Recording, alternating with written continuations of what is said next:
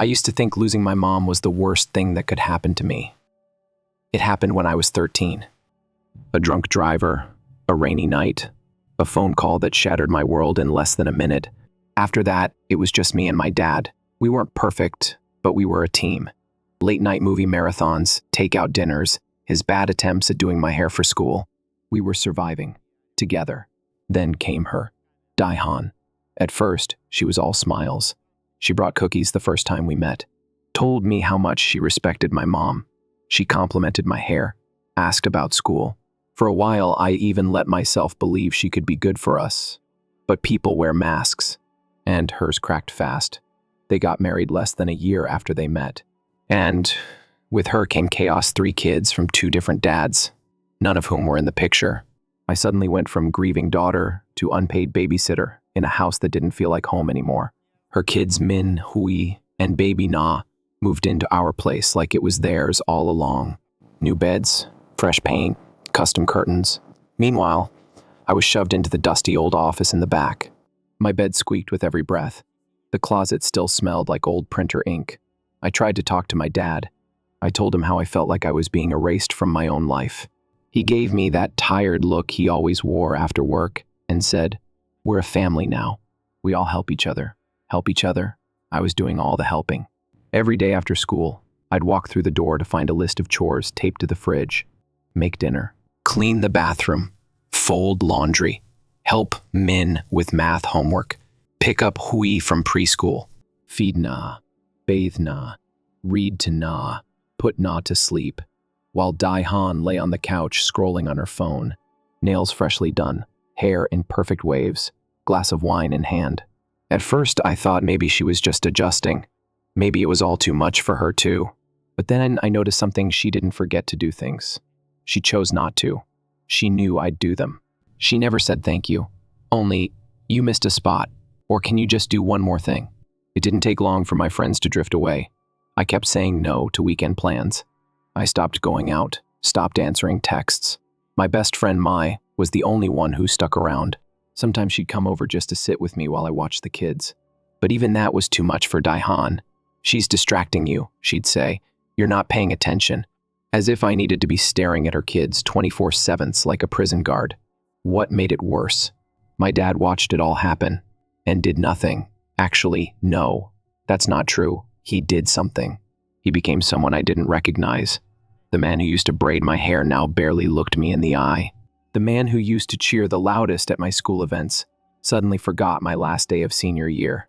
But he did have time to help Min build Lego castles, to push Hui on the swings, to rock Na to sleep like she was made of glass. All while I stood in the background, invisible. I tried talking to him again. I waited for the right moment.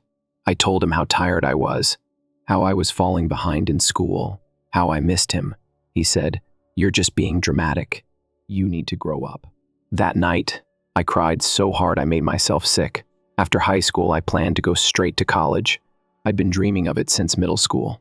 But with everything going on, taking care of the house, the kids, no time to study, I missed all the deadlines. I didn't even apply. Daihan called me lazy. I took a gap year, picked up a part-time job at the mall. It was the only time I felt like a human being. I stacked jeans, rang up customers, blasted music through my earbuds, and pretended. I had a normal life. I saved every penny I could in a hidden account Daihan didn't know about. I had a plan. I just needed time. But of course, she found a way to ruin that too. One day, she saw my pay stub lying on the table. That's when everything changed.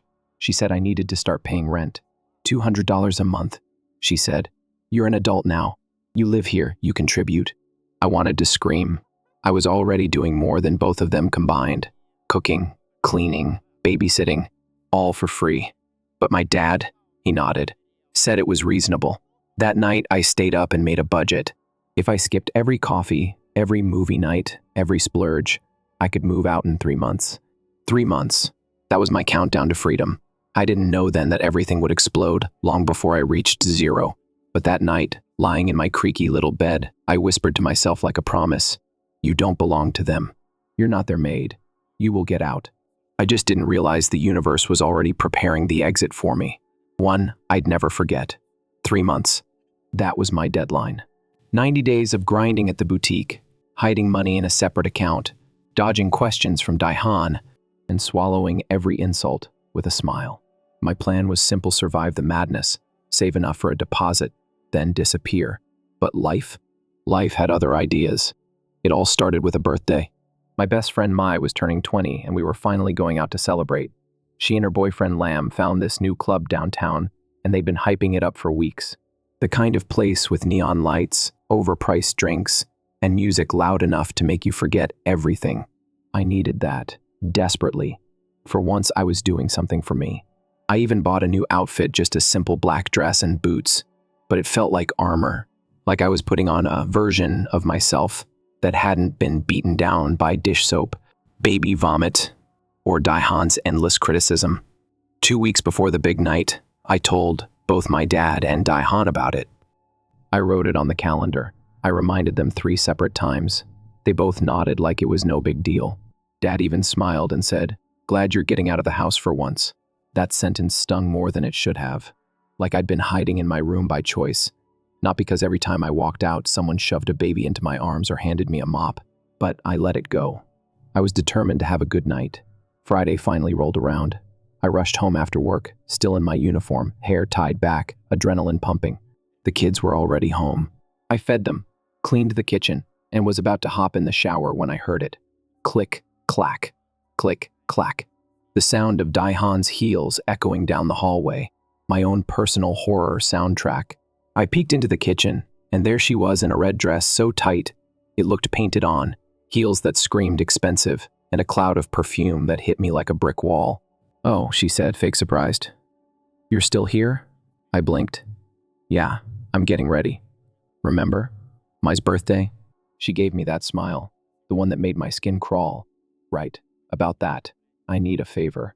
Instant dread. I completely forgot I have a last-minute work event tonight. Huge client dinner. Really important.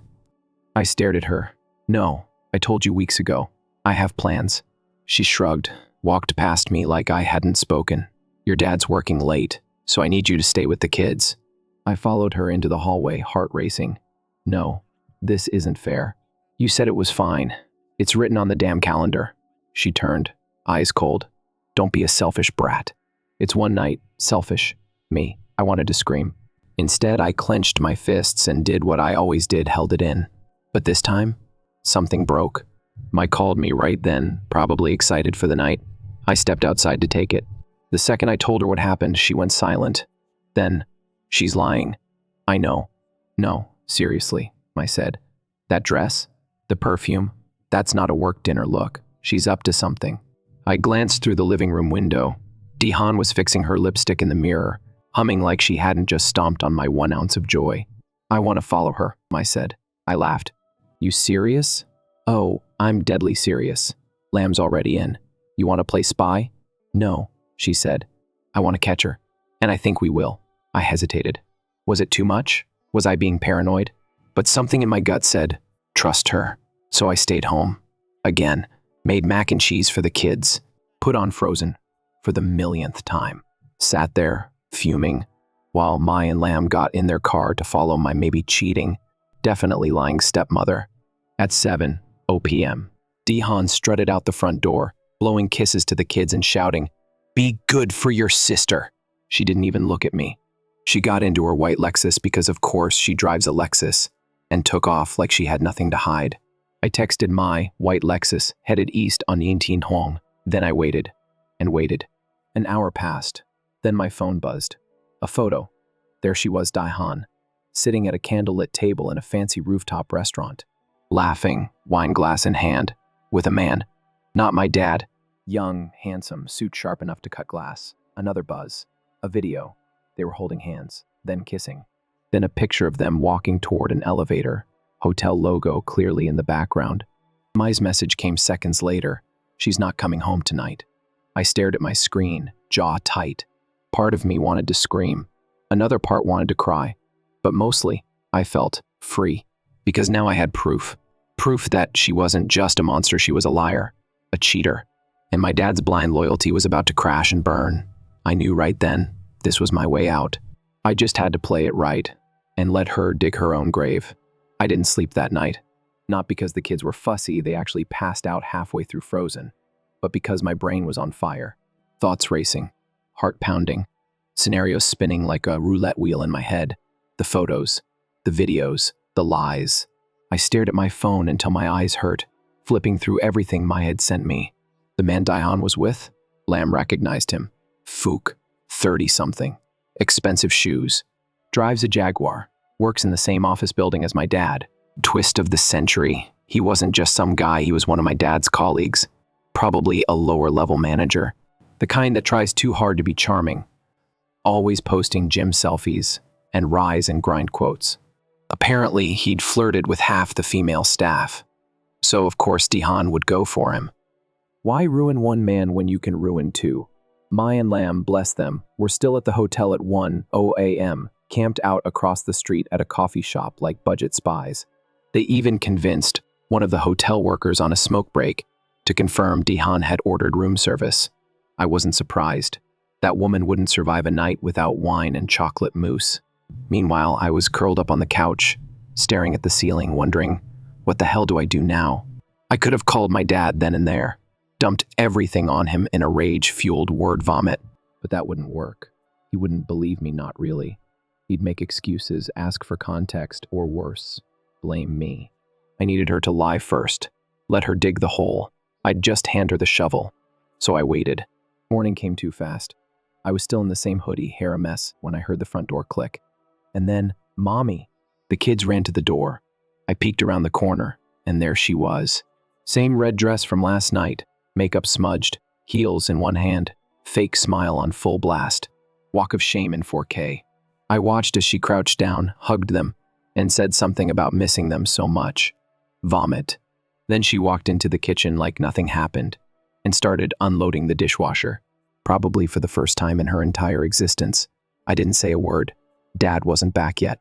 He'd stayed late at work, actually working, unlike her fantasy story. I checked my phone. Still no texts from him. I knew he'd be home soon, and that meant showtime. I crept upstairs and checked my bag already packed. Just essentials. A few clothes. My mom's necklace. Some savings in cash, just in case. I texted Mai, today's the day. She replied instantly, I've got popcorn. At 9:30 a.m., Dad finally walked through the door. He looked like hell, hair messy, tie loosened, eyes tired. The man clearly hadn't slept much either. He smiled when he saw me. Morning. You're up early. I just nodded. Did you hear from her last night? He shook his head. She texted. Said her work dinner ran long. Crashed at some coworker's place. Oh, so that was the lie she went with. New character unlocked, Melissa. Apparently her made-up coworker who just happens to live in a dimension where husbands don't ask follow-up questions. I bit the inside of my cheek to stop from laughing. Cool, I said. He looked confused but let it go. I waited until Daihan walked into the living room, coffee in hand, pretending to be the picture of domestic bliss. Morning, sweetie, she said. Sorry again about last night. That client dinner was just crazy. She even had the nerve to yawn like she was exhausted. I sat on the armrest of the couch, pulled out my phone, and without breaking eye contact, forwarded everything to my dad. No caption, just photos, videos, time-stamped receipts of betrayal. His phone buzzed. He pulled it out casually, probably expecting a work email. Then I watched the color drain from his face.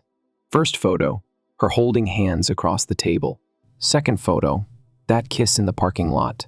Third photo, walking into the hotel. Fourth video, her laughing flushed cheeks, wine glass midair. He went completely still. Then, something new.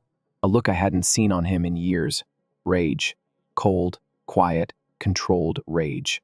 The kind that simmers instead of explodes. What is this? He asked. Voice low. Daihan looked up. What's wrong? He turned the phone to her face. You tell me. She stared, then blinked, then laughed. Oh, come on, she said. This is ridiculous. Those are taken out of context. Out of context. You were kissing him, I said. She pointed at me. You've always hated me. You probably hired someone to fake these. I stood up. His name is Fook. He works in your building. You checked into the Marriott with him at 9:12 p.m. last night. Want the receipt too? Silence. Dad looked between us. Is it true? She faltered. I was lonely, okay? You're always working. You never look at me the way he does. Boom. There it was. The confession. And just like that, the bomb dropped. Dad walked out of the room. Didn't yell. Didn't curse. Just walked out. Daihan stood there like a statue, coffee shaking in her hand. I picked up my bag from behind the couch and slung it over my shoulder. I'm leaving, I said. I've been planning this for months. Now I finally can. Her eyes widened. Wait, you can't just what about the kids? I tilted my head. Your kids? The ones I've been raising for free while you play pretend? They'll miss you. Then maybe don't let them watch you destroy everything. She opened her mouth, probably to spit out one of her classic guilt bombs, but I didn't give her the chance. I walked out the front door, not even looking back. Lamb's car was already waiting, and for the first time in years, the air outside didn't feel heavy. It felt like freedom. The moment I closed the car door, I exhaled like I hadn't breathed in years. Lamb looked over from the driver's seat. You okay? I nodded, eyes glued to the house shrinking in the rearview mirror. I will be. He didn't ask questions, just cranked up the music like a silent I got you and pulled away. That ride felt unreal, like I was watching myself from above. The weight that had been suffocating me for 4 years was suddenly gone. But underneath the relief was something sharper. Anger, not just at Daihan, but at my dad, for letting it get this far, for never seeing me, for handing over my life to a woman who wore fake kindness like perfume, something she could wash off at night when no one was looking. When we pulled up at Mai's place, she ran out barefoot with the biggest grin on her face and tackled me in a hug. You did it, she whispered. You're free. I hugged her back, harder than I expected. Inside, her mom had already made a guest bed with fresh sheets and a plate of fried rice waiting on the table. I nearly cried at the sight of it. The warmth, the kindness, the normalcy. This was what home was supposed to feel like. We spent that night on the floor of Mai's room, eating snacks, retelling the whole confrontation like it was a dramatic season finale. Lamb pulled up the hotel timestamp receipts for dramatic effect, and Mai kept reenacting Daihan's face when Dad saw the pictures. At one point I laughed so hard I choked on a marshmallow. But when the laughter faded and we were curled up in our blankets, silence crept in. I stared at the ceiling, then whispered, Do you think he'll actually leave her? Mai turned toward me. If he has a brain, yeah. I didn't respond, because deep down I wasn't sure. The next day, everything exploded. My phone started blowing up around noon. First, a missed call from Dad, then another, then a text, Can we talk? Then another, Where are you staying? Are you safe? Safe? Now he cared. I ignored it. 5 minutes later, the monster herself called. I let it ring. Then again. Then a flood of texts started coming in, like rapid-fire missiles of guilt, denial, and thinly veiled threats. After everything I've done for you, you're tearing this family apart. Your father is devastated. I trusted you like my own. You'll regret this. Regret? I was sipping bubble tea in a house where no one screamed my name to clean a spill that wasn't mine. I was good. Mai read them with me, wide-eyed, then put on her best villain voice. I gave you a roof over your head. I burst out laughing, but then her dad overheard us from the kitchen. He walked in and glanced at the messages. His face changed. Calm, but serious. This isn't just annoying. This is harassment. He handed me a business card. A lawyer friend. I stared at it, then at the messages. It hadn't clicked until then. I didn't have to take it anymore. I had options. That night, I sat with the lawyer over Zoom, showed him the screenshots, explained the whole situation. He barely blinked before saying, This is textbook. Let's get a restraining order started. 2 days later, Daihan got served at her sister's house. According to the process server, she tried to slam the door in his face, then cried on the front lawn when she realized it was real. I wish I could have seen it. Meanwhile, Dad finally called again. This time, I answered. His voice sounded hollow. I read your letter. I've read it 10 times. I said nothing. He took a breath. I didn't know it was that bad. I almost laughed. You did. You just didn't care enough to look. Silence. I'm sorry, he said. And for once, it didn't sound like an empty phrase. He asked if we could meet. I told him I'd think about it. Before we hung up, he said something that stuck with me. I don't blame you for leaving. I would have too. A week passed, then another. And slowly, The pieces began to shift. I got me a part-time job at the coffee shop where she worked. The hours were flexible, the pay better than the mall, and the manager, a chill woman named Dung, let us sneak extra pastries at the end of the shift. I started saving again. But this time, it wasn't out of desperation. It was for me. I was applying to college again. Spring semester. I picked up my old notebooks, started writing at night, sketching out my personal statement like it was a journal entry. I used to think survival was enough, but now I want more. I want to live. One night, as I closed my laptop, my phone buzzed. A new text from Dad. The kids keep asking about you. Then I told them you're safe, that you're happy. Then I'm proud of you. Always have been. My chest tightened. It didn't fix everything, but it was something. Maybe, just maybe, he was starting to see. 3 weeks. That's how long it had been since I walked out of that house with my bag and my backbone. I thought the drama would fade by now. I was wrong. It was just evolving. One morning, I was restocking croissants at the cafe when I got a text from Dad. Can you meet me? I stared at the message, unsure. I hadn't seen him since the confrontation. We'd exchanged a few texts. Civil, polite, distant. But this felt heavier. I texted back, where? He chose a quiet park halfway between his place and Mai's. When I arrived, he was already there, sitting on a bench, holding 2 paper cups. He handed me 1 milk tea, just how I liked it, or at least how he remembered. We sat in silence for a while. Then he said it. She served me divorce papers. I turned to him, eyes wide. She moved out last week, he added. Took most of her stuff. Left the kids. What? My voice cracked. She just left? He nodded slowly. Said she needed to start fresh. That she was tired of being tied down. Tied down. To 3 kids and a man who bent over backward for her. I was stunned. Not for her, she was garbage. But for the kids. They were loud and messy and occasionally demonic, sure. But they were still just kids. Innocent. Confused. Caught in the crossfire. She doesn't want custody, he added. Didn't even try. I clenched the paper cup so hard it crinkled. And you? I'm keeping them. All of them. Even Na. The twist no one had talked about. She wasn't just Daihan's kid. She was my half-sister. Dad looked at me then, guilt painted all over his face. She's mine. I should have told you earlier. I was ashamed. I didn't respond. I didn't have to. We both sat there, letting the weight of years of silence settle between us.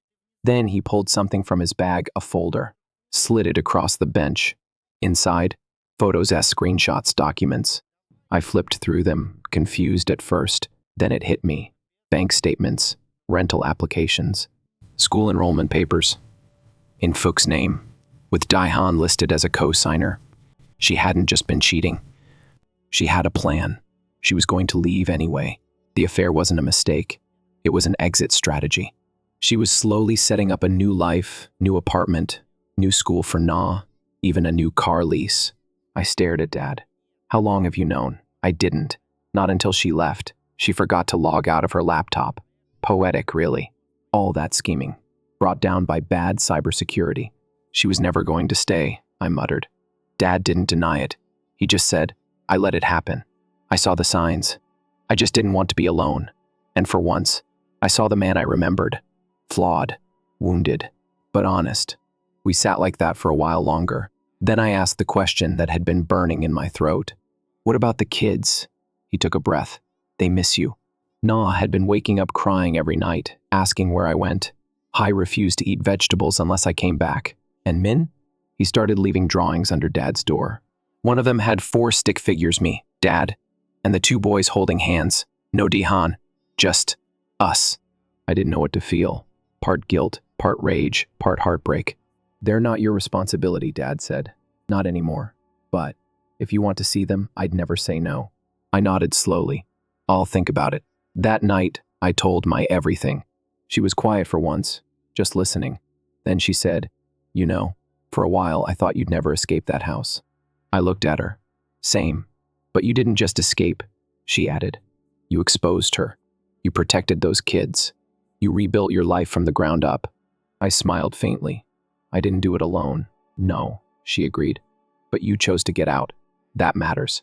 A few days later, I went back. not to stay, just to visit. The house looked smaller, less threatening. Min opened the door and screamed my name like he'd won the lottery. I barreled into me like a little wrecking ball. Na clung to my leg and didn't let go for 10 minutes. Dad stood behind them, arms crossed, smiling softly. The living room was messy, toys everywhere, crumbs on the carpet. Na had spilled orange juice on the couch, but for once, I didn't feel trapped. I felt at peace, like maybe, just maybe, this part of my story didn't have to end in hate. If you'd told me a year ago that my life would look like this now, I would have laughed in your face. Actually, no, I would have cried. Because back then, all I knew was exhaustion, walking on eggshells, apologizing for existing, measuring my worth in how clean the kitchen was or how quiet the kids stayed under my care. Now, I wake up in a room that smells like lavender instead of baby wipes. I have a job that doesn't involve wiping noses or folding tiny socks. I make my own coffee, listen to my own music, and when I close the door at night, it's mine. My name's on my college application. My number's on the lease I signed last week. And for the first time in years, my voice is finally mine too. Let's talk about the fallout first. Daihan, gone, vanished like a ghost. She signed the divorce papers, forfeited custody, and left behind a trail of unanswered questions. Rumor has it, she moved into that fancy condo with Fook. But karma? She moves faster than Fook's sports car. Turns out, Mr. Smooth-talking Jim Selfie wasn't exactly loyal either. Just 2 weeks after she moved in, he was caught texting another woman, and not discreetly. I got screenshots through a friend of a friend. The irony was almost too good to be true. Apparently, he told the new girl that Han was clingy, emotionally unstable, and not his type long-term. Ouch. Last I heard, she was crashing at her sister's again. Karma doesn't just knock. Sometimes it breaks the door down and sets your curtains on fire. And Dad, he's different now, not magically fixed. Not suddenly Father of the Year, but he's trying. He picks the kids up from school, learns Na's bedtime song by heart, attends parent-teacher meetings, takes Min for ice cream after karate. He even tried making Hai's favorite lunch badly, but he tried. Sometimes I drop by for dinner, just once a week. It's enough. He always makes an effort to talk to me, not about chores or bills, about me. How's the cafe? Sent in your application yet? Need help with your essay?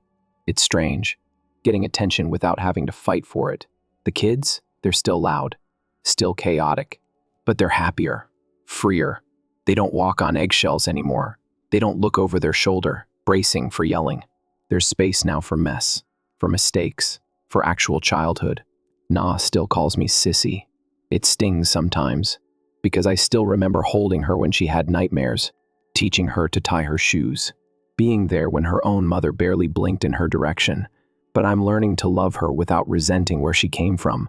She's innocent. They all are. And honestly, they deserve better. Maybe Dad is finally ready to be that. As for me, I'm not who I used to be. I'm not the girl who asked permission to exist. Not the ghost in the hallway. Not the built-in babysitter. The invisible housemaid. The punching bag of a woman too selfish to raise her own kids. Now I'm the girl who said enough. The one who packed her bag and left with her dignity. The one who filed a restraining order with screenshots and walked away without flinching. The one who laughed again. I still have bad days.